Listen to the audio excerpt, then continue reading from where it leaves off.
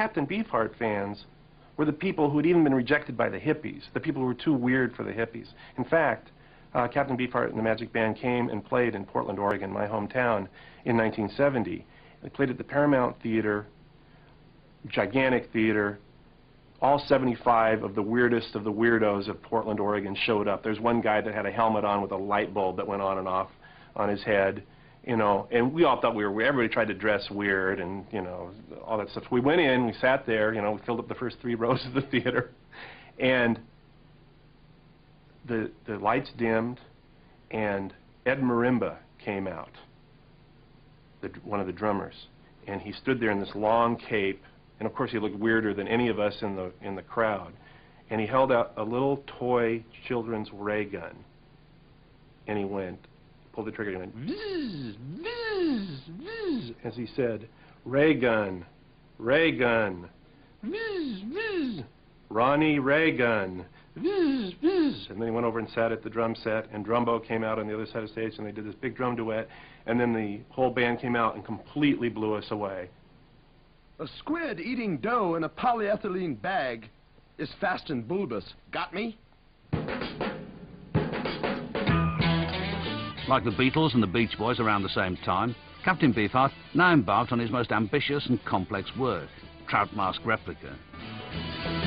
Ooh, light on Vermont, expected everybody, even Mrs. Wooden Wells. In this house, the band spent 8 grueling months learning difficult parts under somewhat trying conditions. There was no album contract in the beginning with Frank. Frank agreed to give Don total artistic freedom if he came up with an album. There was no money being sent by Frank, and we were basically not eating too well.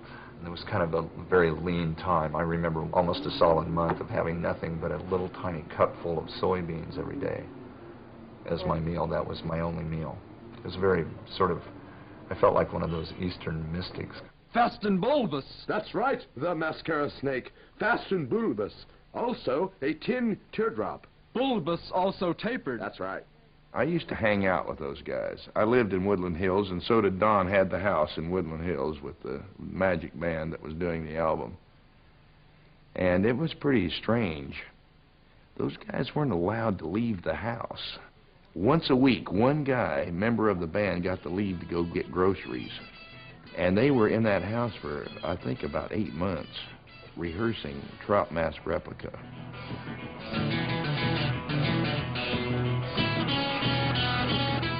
This was a transition because musically, this is probably the most important point to make, is this is where Don got a piano. So everything was written on piano, so I started writing the music down, which limited Don because he couldn't play endlessly for hours. He'd just have to play one little thing. Give me enough time to write it down. He'd have to play it a few times so I could get it right. And then my assignment was to take these parts and give them to the right players. And at first he kind of told me, like, this is the bass part. I think the first thing he wrote was Dalley's Car.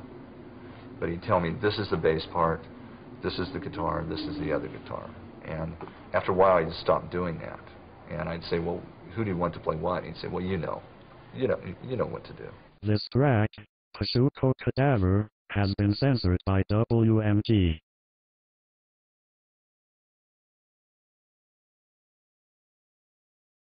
This track, Pashuco Cadaver, has been censored by WMG.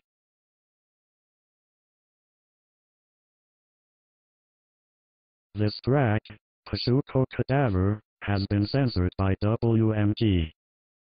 I've written every drum bit I've ever done, every note. I play the drums. I play the guitar. I play the piano. I want it exactly the way I want it. Exactly. Any composer, I would think, would want it that way. And I don't deviate at all. Don't you think that somebody like Stravinsky, for instance, don't you think that it would annoy him if somebody bent a note the wrong way? Don tried to create an atmosphere where we were almost living this album. It was like we didn't have a private life. We were on stage anytime he was in the room. It was sort of like there was always a kind of a tension to where we had to be enthusiastic. We had to act as though we were really, you know, excited about this, and that's hard to keep up for a year. How do you teach these musicians to play your music? Whip. Kind whip. No, I mean, a kind quip. A kind, well, how? You know, the tape, you know, with the piano, a tape, and it's very hard work, and they probably all leave after I say this, but they don't get enough money.